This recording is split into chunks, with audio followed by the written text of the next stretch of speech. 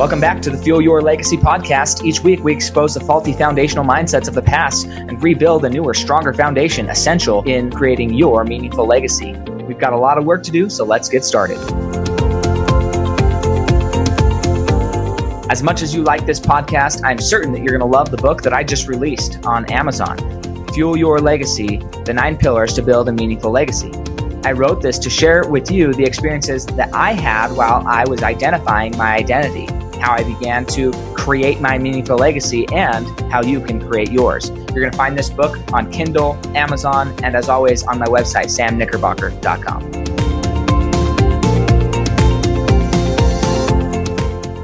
Welcome back to the Fuel Your Legacy show, and this is a repeat guest. If you didn't listen to his previous episode, I will have to go back and find it for you. It'll be a link to it will be in the show notes here, but Rodney Allgood, he is just incredible. I love everything about him, his energy, his spirit, his perspective on life. He's an incredible poet and influential speaker. I can't even talk today. In the presence of greatness, that's why. No, I'm just so excited. Today, we're going to be talking about a hard topic that, not everybody is comfortable talking about, and that's racism, talking about the difficulties of how we can better communicate, how we can come to consensus on what we have in common. It's so easy. It's so easy in life to focus only on the differences. And although there's an easy delineation when it comes to race as far as skin color, there's so many things in our regular life that you might be able to relate this to of people with the same skin color or the same religious group or whatever, right? You might think, oh, well, racism is only this one thing. And I think it's deeper mindsets that cause that prejudice that has nothing to do with skin color ultimately. But I'm excited to hear his opinion because I'm obviously a white male. He's a black man, which, we just come from two different worlds, two different experiences. And I respect and honor him deeply. And I hope that you can have the same respect for him after this episode as well. So Rodney, I'm going to let you introduce yourself and go into as much detail as you want. And then lead this conversation. I'm going to be taking notes and asking questions as I see fit, but I'm excited about this. Yeah, Sam, it's a hot topic right now, and there's a lot of confusion to this topic. This is a prime time for us to get it right, because I've never seen so many people want to get involved in getting this right. A lot of racism kind of dies with generations. So we've got a generation of a lot of people that are a whole lot more open-minded and who want to see what's right. People of your generation, it's a whole different ballgame. And I think what we're witnessing is a kind of a last scream, like a cornered animal that's dying, the last roar of a time that has seen its time come and gone. And I think we're moving into a new phase, new consciousness. And if we do this right, I think we can make a tremendous leap, even though we see a lot of crazy things going on in the world with the rioting and some of the protests that are going on. I think on the other side of this, we're going to see some positive leaps because of the consciousness that I see from people. But it's really important for us to begin to get on the same page, because the communication between races is tough, right? And what I see a lot of times is just a basic miscommunication. We all want to live in the same kind of world. And my background, I actually grew up in Hawaii. I didn't grow up in the States, the continental States. So my perspective is a bit different. I don't have a lot of baggage with that subject, because I was raised in a very multicultural environment. So I think I got a pretty good bird's eye view of both sides of it. So it's an interesting thing for us to tackle right now. So Sam, I want to ask you, you're a very progressive person. We're going to flip the tables a little bit. Maybe go for it. Interviewing Sam a little bit. What do you have questions about yourself? Because this is a situation where I see a lot of white folks want answers as to how they can be involved or what they can do or what they need to learn. So is there anything on your mind that you had questions about that you might have wanted an answer? Like you said, you don't have a lot of Black friends there, so go ahead and pick my brain. Yeah, no. So I think the biggest question. I mean, there's so if good on you if you haven't turned on the TV in a while and followed it, because there's just so much craziness and hate out there that isn't productive. But I think there are things that I find either useless or pointless. So understanding Sam is, I think, where a lot of these questions are going to come from. So let's set the stage of who Sam is and how he operates, and how I give everybody the same respect for them to operate this way. And I don't really give a lot of leeway for them not to operate this way. Okay. And that is, I don't accept a victim mentality. Victim mentalities don't make sense to me. They did at one point in my life, but at my current state and the way I currently believe, just the idea of choosing to be a victim doesn't make sense to me. I take a perspective of ultimate responsibility. And you might think, well, yeah, but some people actually are victims. Okay.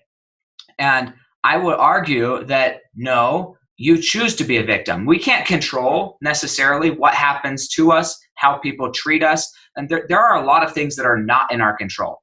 But if you think of, what is the guy? He's Nazi camp. What was his name? The guy who was, no. He was, he wrote Man's Search for Meaning. What's the guy's name who wrote that? Anyways, forget his name, but Man's Search for Meaning, he wrote this book. He's in a Nazi war camp. He's being beaten down, nearly starved to death, dying, right? And he never chose into victimhood. So the idea that just because something happens to you means you're a victim, or because you have a certain limitation means you're a victim, I reject that philosophy wholesale, right? There's just no, I'm dyslexic. Do I let my dyslexia be an excuse so that I can't read and can't progress and can't be as successful? No. Do I let the fact that I was abused as a child, do I let that run my life? No. Does it, there's so many things that, yes, I haven't had to deal with a skin color change, right?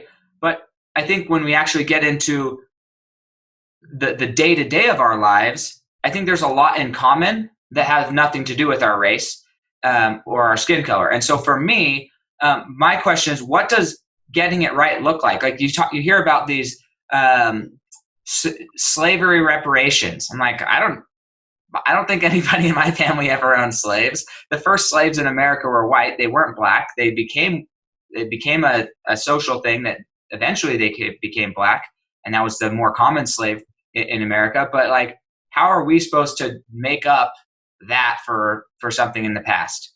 So that's something that I don't understand. How do we go back in time and make something just that happened generations before us? Our great grandfathers did something, and now we have to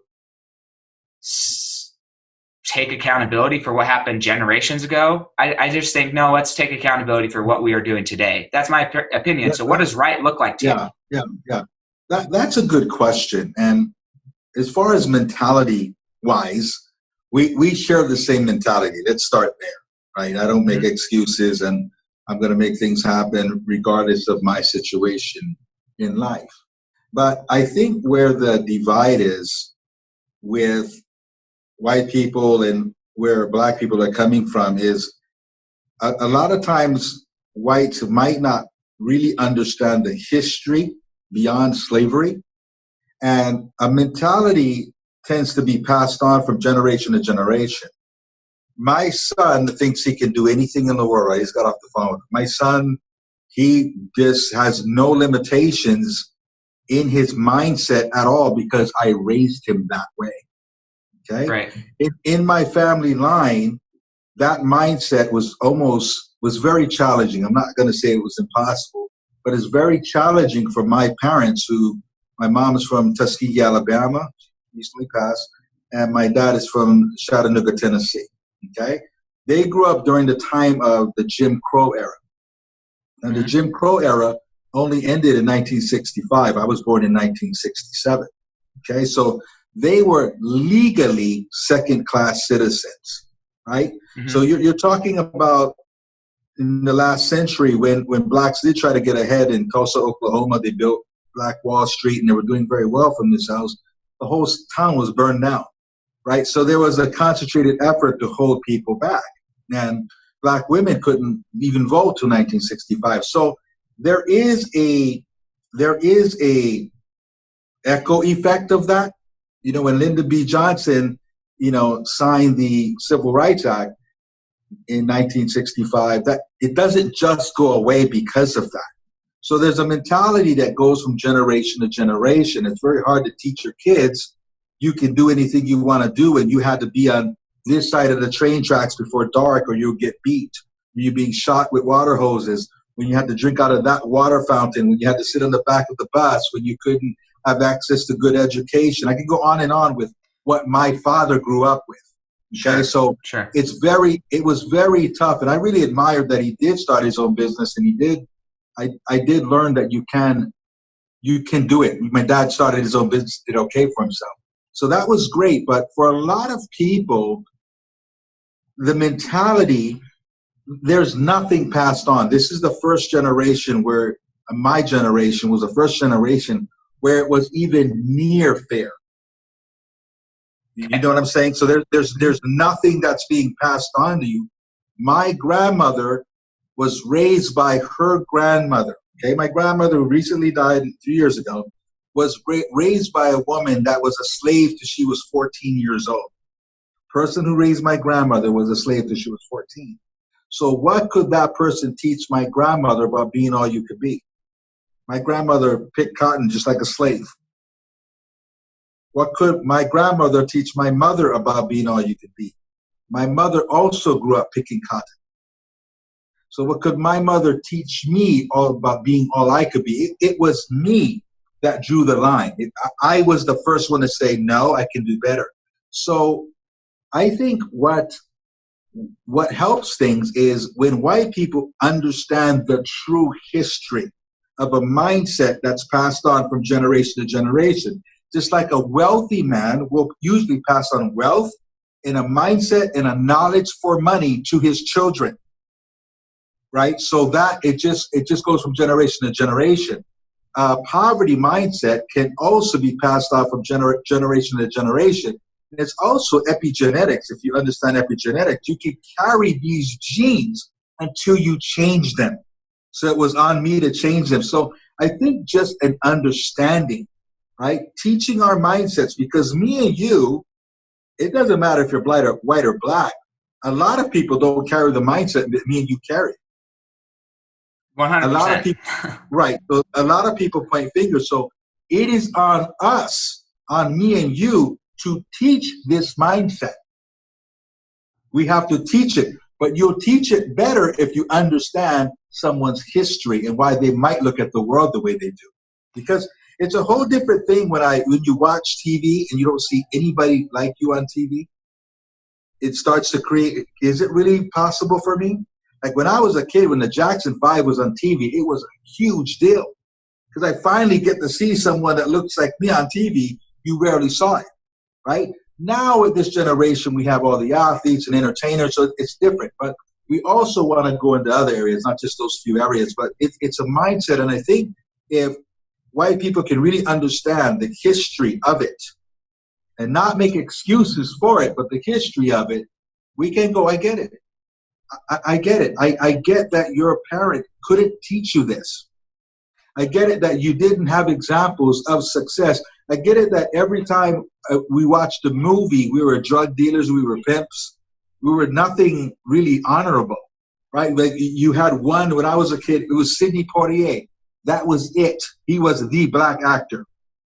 And then came Bill Cosby. It was like one, then it was Richard Pryor. You had one of everything. So I think now where it's fair enough, it really is, and I don't want anybody to make excuses, but they're not starting always with the right mindset. Sure, and I think that's the key, and that's where my that's where my questioning of what's going on comes in. Like, because I understand that there's racists out there. I understand, like, I grew up in a small farming town up in Idaho where there are, there was my friend who moved there. He was black and he had some black children. And then there was one other person who was black who moved into the town. But like, bar that, there was no other black people in that town. And still to this day, Right. My I have family members who use derogatory words. We'll say that they use not helpful words that to them, because they are not surrounded with and don't really have friends of other ethnicities as much, then they're not, like, nobody in their circle would ever be offended by it because it's just like regular words. Now, when I go up there and I'm like, oh man, they just are said this, I'm just like, you know, I'm shocked and a little like whatever. But I also understand that's your existence. You live in this very sheltered, there's 2,000 people in this town existence, and I don't judge you for that. I don't think I would never say that because like I have too many friends that would not be okay with. But and that can get into a whole nother conversation. But what I think is interesting is it does come down to our mindset. It comes down to what do we believe and how we were raised, and have that mutual understanding and respect for how somebody else is raised. But how do we progress? My question is, how do we progress? I don't personally, most of what I see on TV, and you can correct me if I'm wrong, because I think we see what we want to see, right? I'm fully aware of that. Most of the rioters are white people, in my experience. Most, like the large percentage of the people who are out rioting are not black people. They're white people. The large percentage of the people I see looting stuff on social media and all these places, they're white people. They're not black people. So in my mind, there's this big conversation about racial injustice, and that both mindsets, there's people who are Caucasian who have a bad mindset, and there's people who are not Caucasian who have bad mindset, of all different races, Hispanic, African American, like there's all these different races, and they're all kind of mixed in there. And so I don't see it personally, and I understand you explained very well that I don't know all the history, and that's crazy that your grandmother was raised by somebody who was a slave at one point in her life. Like that is hard for me to fathom. Okay, I've never met anybody in that position, so that's hard for me to fathom. But like because I was raised from a perspective of, you know, I don't look at the skin color, I look at how you're behaving. Yeah. And even then, I don't necessarily look at how you're behaving and say you're a bad person for how you're behaving. I look at how you're behaving and say, okay, you've got some past experiences that I don't quite understand yet. I'd love to understand them so I can help you see how I behave and why I behave the way I behave. So how do we progress out of like this? Because this is, honestly, I work in finance. I don't see an end to the rioting. I don't know when it's going to end. Like maybe the federal government comes and puts an end to it, but that is only, I think, going to cause greater social unrest. I don't think that's going to help. At this point, I don't think more military power is really going to create a solution. I don't see anything that Congress can do law-wise to create a solution. I mean, they've already, from a social hierarchy perspective, as far as like me getting a job, me getting an education, me getting into a college, me getting government funding, a white male is at the bottom of that totem pole right now. Like you get diversity of women, like it's from a legal perspective. So my experience as a white male is when I tried to get all these so-called benefits, I didn't get them. Yet my friends who are Mexican, African American, Chinese, they all get these benefits because of their skin color. And I'm like, well, I guess I just have to make my own money to make this happen. So it's almost flipped the pendulum in my perspective so far the other way that's like, I don't know what legally could change to make anything better. Yeah, I don't know if it's about legal change at this point. There's got to be the situation and racism in our country will not end until we embrace each other. We have to focus on seeing the same kind of world, that we want to live in the same kind of world, right? We live in such a divisive world full of labels, full of things that separate people, right wing, left wing, Republican, Democrat, black, white, whatever. There's so many things that divide people. Change will not happen until whites and blacks get on the same page. And my message, even for my black friends, is listen, you have to embrace white people. When a white person wants to join and help and says things the wrong way or says something that can be taken in an offensive way, you can't run them through the buzzsaw because of that, or else they won't want to help you, right? I tell my friends, they didn't have your experience. They're not going to put it all the correct way or use all the politically, correct terms or whatever. It's not going to happen. But you've got to embrace them because nothing's going to change until you reach a state of critical mass. And blacks being 12% of the population can't do that by themselves. We can't do that by themselves. So we need this brotherhood. People, it's like, me and you. I mean, it's not that we get along. We liked each other right from the beginning. It was never an issue, right? Sure. Never even thought about it. Right. And when we get people to that place, not that you don't see race, you're supposed to see race. You're supposed to. That makes the world beautiful. Mm-hmm. Absolutely. It would be very boring if we all looked alike, right? You see it, but you enjoy it. You get curious about it. You don't judge it. Try your best not to judge it, right? As being this or that. But I think it's just us really wanting to work together, us really embracing each other. You cannot change the past. You can't. But we can begin to envision the same kind of world.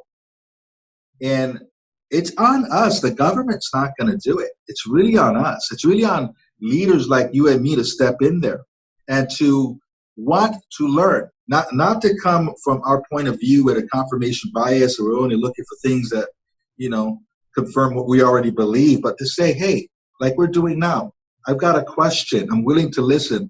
I'm willing to learn. And under that layer, we will find that we're not that different. It's an illusion. Mm-hmm. Right? Histories might be different, but it's an illusion. We all like to watch football and we all like we all like a lot of the same things. And I think we are still buying into an illusion. And we must both understand that a mindset of the past is dying. We both have to see that. We can't keep grouping each other as being like the main part of you is what race you are. It's not true. Yeah, not hopefully not. Right. It's just not true. It's not true. And I also, it's teaching people things that are not correct. Every single person is a unique individual. We've got to get people to see that. If somebody looks at me and you stereotype me, you're probably wrong because I was raised in Hawaii. The culture I identify the most with is Polynesian culture. The food that is my comfort food is Polynesian food, even though I'm a black man, because that's what I was raised around. So if you stereotype me, you'll be wrong. If I stereotype you, I don't know who you are. I want to know you, right? And that if we can get people to just stop and not make that the first thing you see on someone. Who are you?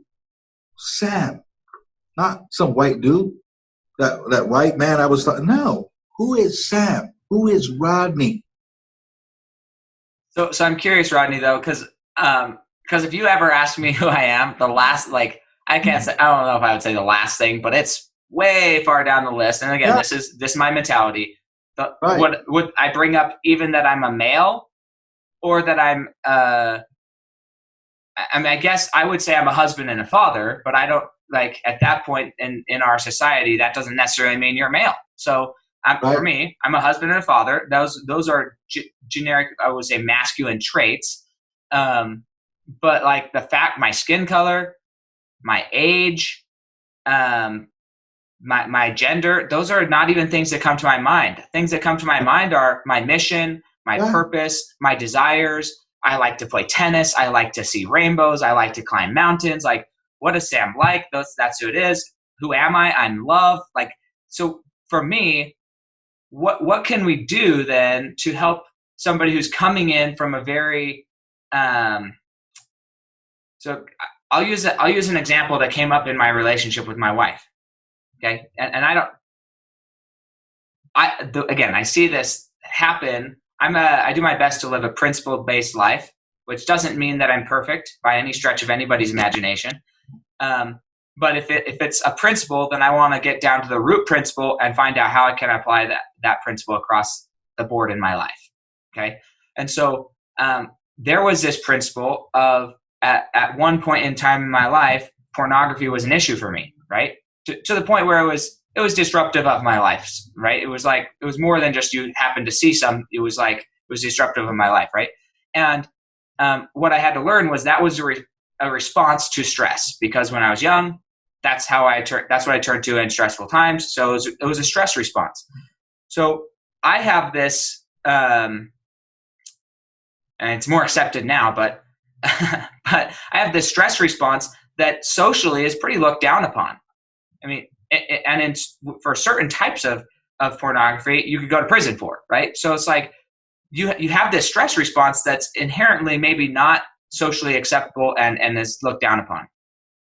Where my wife, her stress response is either eating ice cream or overeating, something like that, or yelling, right? Screaming at her kids.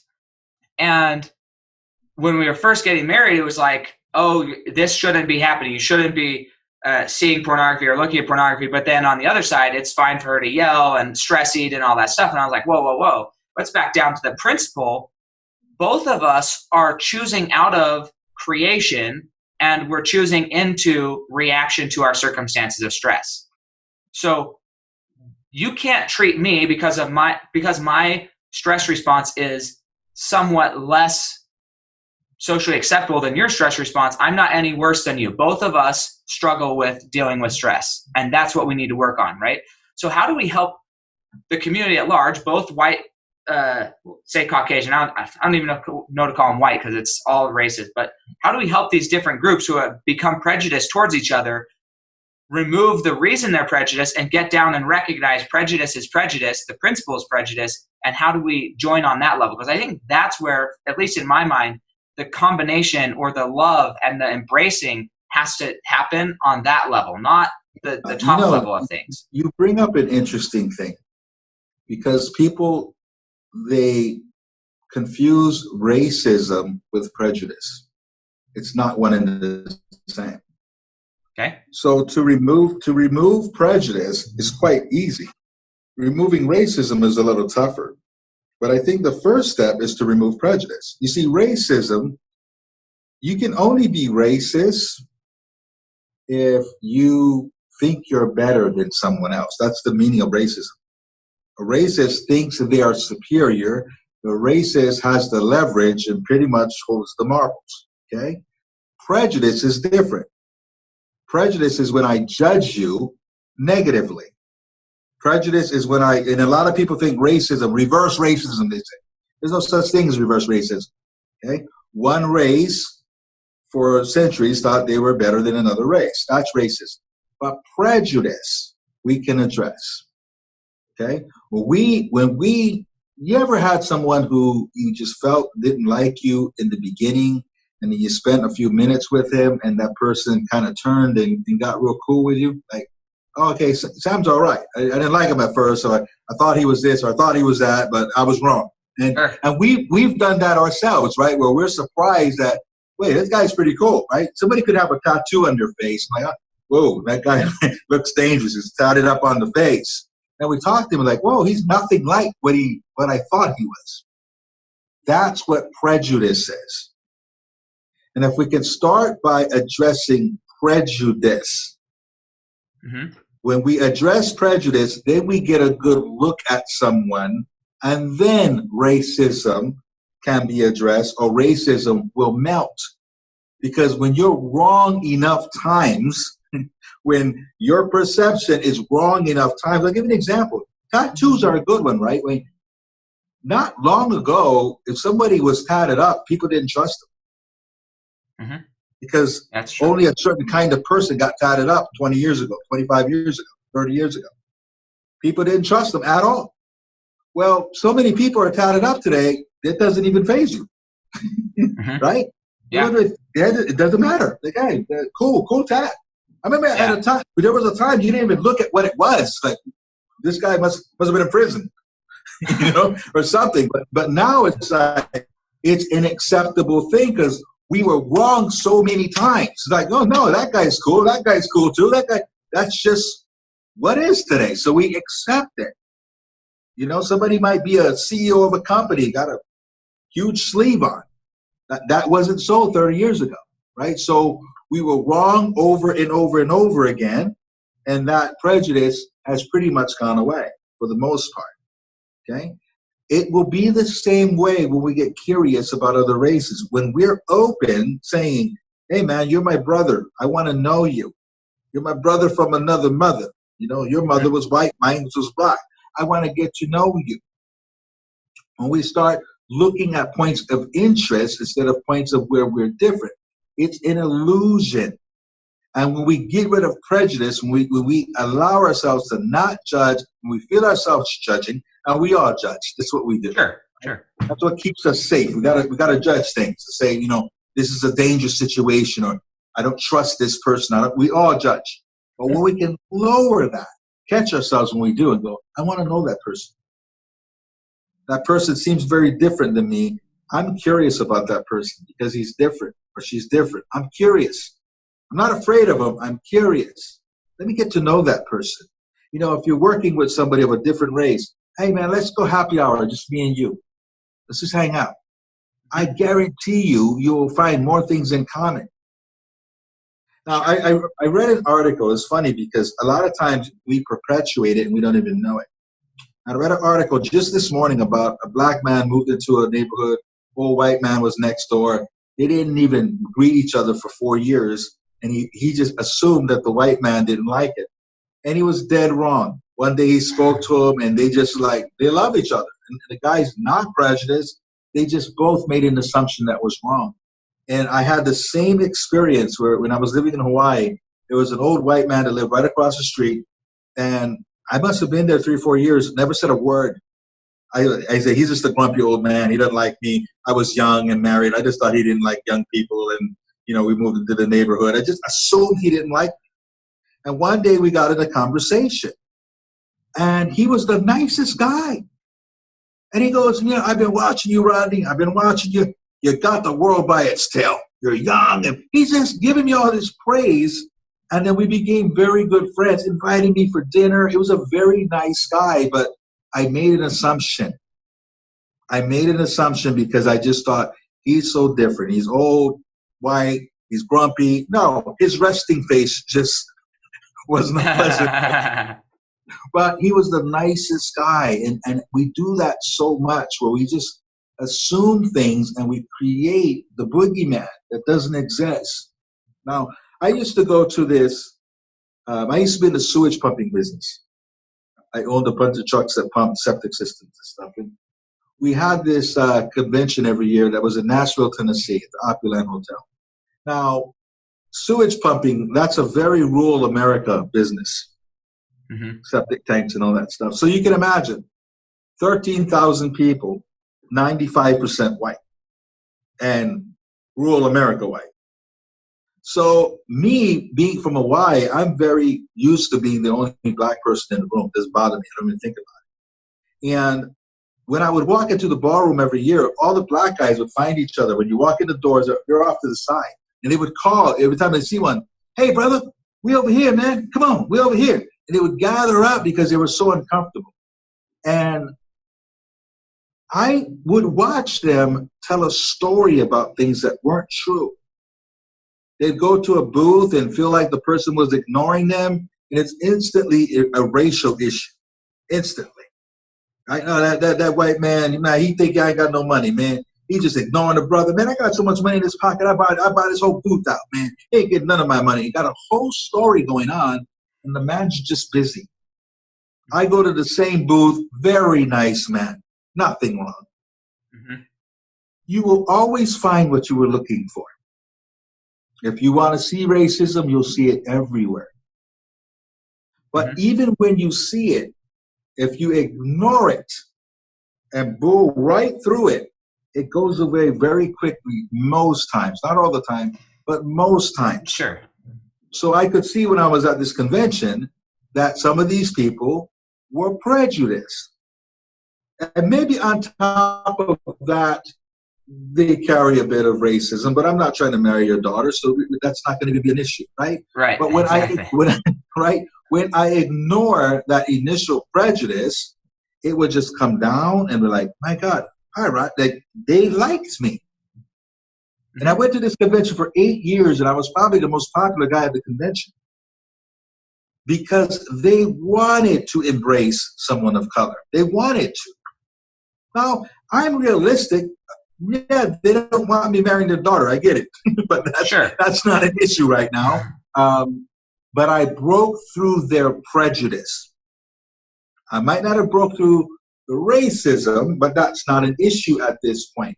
I took a brick out of your wall. So whatever you conceive, whatever your stereotype was, I'm not that. And I just took a brick out of your wall, and the next person like me takes another brick out of your wall, and suddenly you'll be questioning your whole belief system. And that's how you start to affect racism. Enough evidence of something not being correct starts to deteriorate that wall. But racism is something someone has to do on their own. Sure, and I agree. So again, this goes back to so let me say one thing about that conversation, because I love that, and it's been a big thing over the last week and a half with me, because there's been a lot of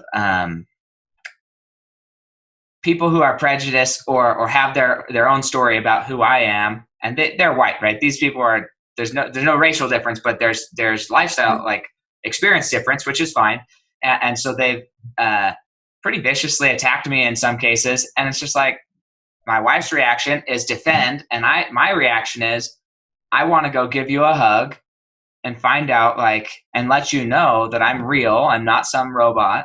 I'm not some master manipulator. I really just love you, and I want to hold space for you to feel all of your feelings, because whatever is causing you to feel those feelings, those are real experiences, and that's sad. I mean, it hurts me. It hurts my heart to know that somebody's in that much pain that they feel they have to be that defensive. So, so I was taught one. I don't even know where I learned this, but I just love this, and it's a guiding principle in my life. Again, I'm not perfect, but there's only two types of people in this world: the ones you love and the ones you don't know. And I truly believe that. You either love them or you don't know them, because by the time you get to know them, there's nothing but love there for them. And I truly believe that. The issue I think that we face in society, and I don't think, although there was a lot of crap happening back in the 60s, like that era, how much worse is it? Like if now, and there's a lot of better things, but like with social media and just media in general, only highlighting what seems to me exasperate the whole issue and make it look like there's more than there is. What I love about TikTok, and I don't know how TikTok works as far as the algorithm, whether I just see things that I like to see. But most of what I see on TikTok is a lot of people of all races saying, look, we all love each other. This stuff, whatever's going on is crazy. And it's like, that's how I feel like the general population is. And then you have these isolated incidences that are blown way out of proportion. And from a media perspective, and it's like, I'm fine with the media taking a cause and running with it, but it's hard for me to trust that anything's even really an issue when the specific instances that they're blowing out of proportion are hardly even statistically relevant. Like if you're looking at statistics of what's actually happening, what the media cares about is statistically, it would be thrown out on a statistical analysis. What they're freaking out about would be thrown out of a statistical analysis because it's so insignificant compared to the other things that are happening. And so that's where it's, from my perspective, it's hard to trust like what actually is a problem, because what the media is showing is a problem I don't believe is a real problem. So Yeah. I don't know how to work that in. Ignorance is the problem, and love is the solution. So I think, when you look at the civil rights movement with Dr. King, he gave us the template. Dr. King came from a place of love. Dr. King was very intentional and not reactional. So you will never find and show me a video of him cursing, pissed off, just, losing control emotionally. There's no video clip of him doing that. Dr. King was put in jail 39 times. 39 times. Dr. King was once stabbed with a letter opener at a book signing. Dr. King had his house bombed 3 times. Okay? And still operated with intention and love. All his quotes, darkness cannot drive out darkness. Only light can do that. Only love can do that. His message was one of unity and love. So we don't have a single leader coming with that message. So it's us. We need to come with that message of love. You cannot hold 2 emotions at the same time, right? If you're really pissed off, hold a smile for a minute and see if you're pissed off at the end of a minute. You can't do it. But we're reacting. We're emotional. We're a society that we're just always on Facebook and whatnot. Trigger. We're trying to trigger each other. And the answer is always to love each other. On my Facebook, on any of my social media, I ask myself, what feeling am I giving people? If people scroll my page, how are they going to feel when they leave? Are they going to feel better or worse? And that's how I run my social media. Like if you spent 5 minutes to do who is Rodney Allgood, you're going to come away feeling pretty good. Because I want to share love. And love is the thing that makes color irrelevant. So with every thought, is this the most loving thing I could say? When I post something on social media, am I pissing a good chunk of people off with this? Or am I really helping? Am I coming from a loving place? So that's the only thing that's going to change things. That's why Dr. King was successful. And if you look at it, when you get done with this, Google a picture of his march on Washington, D.C. in 1963. I think it's that one. But the crowd is mostly white. The crowd is mostly white. And again, when we get on the same page and the message must be one of love, then everything begins to take care of itself. And I think it's really important for me and you and people like us to realize that we're leaders.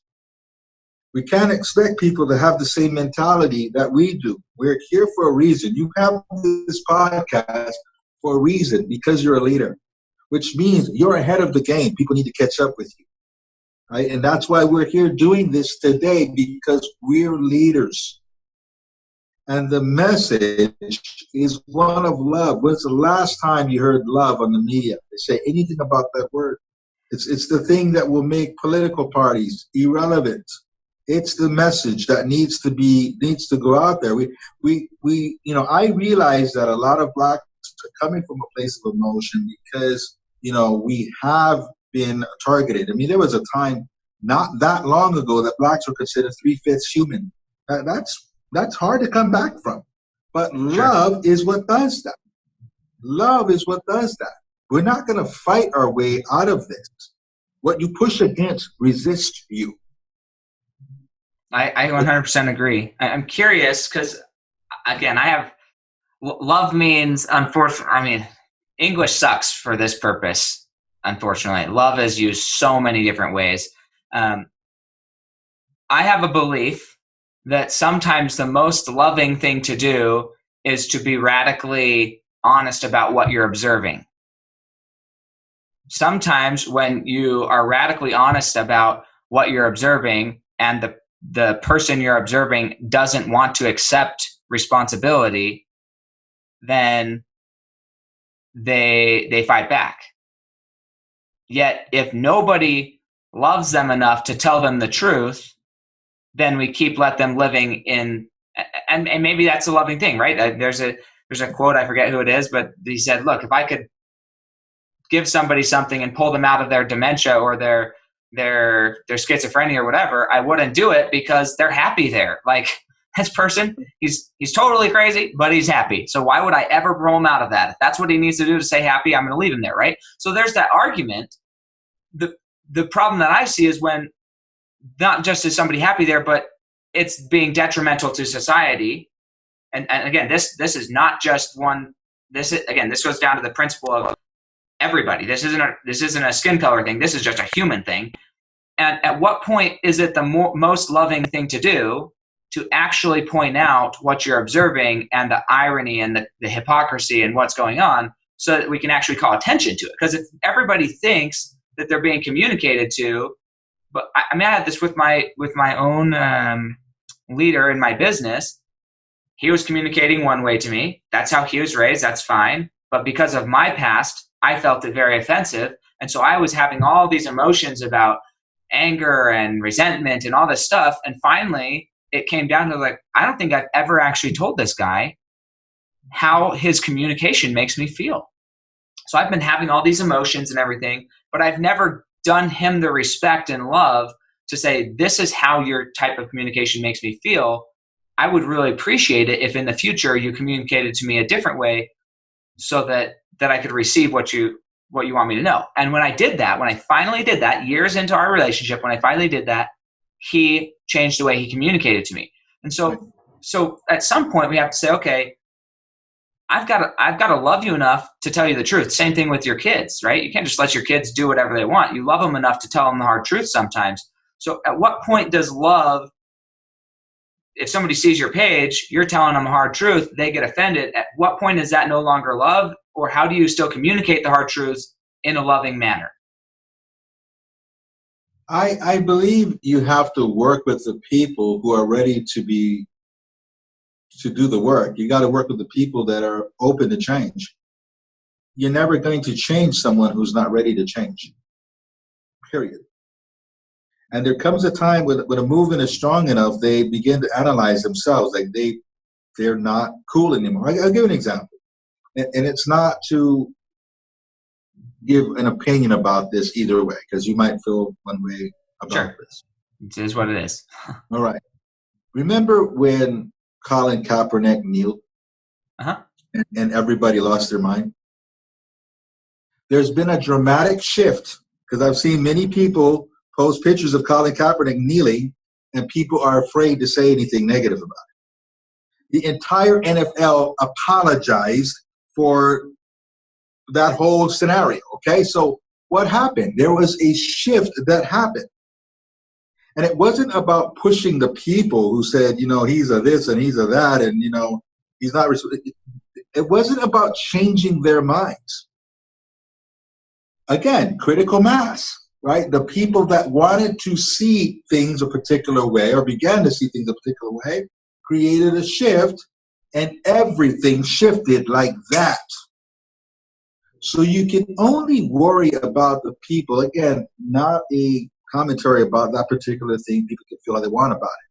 But things can shift very quickly if you worry about the people who are ready to change their point of view. Martin Luther King didn't try to convince anyone. He had a vision. He stuck to that vision, and change happened when enough people bought into the same vision. That's what leaders do. That's what you do. That's what I do. When enough people see what we see, it changes. And that's all you can do is stay with your vision, share that vision, spread that vision. And when enough people see it, when enough people understand that love is the only thing that changes anything, love is the only thing that heals the past. Love is the only thing that heals yourself.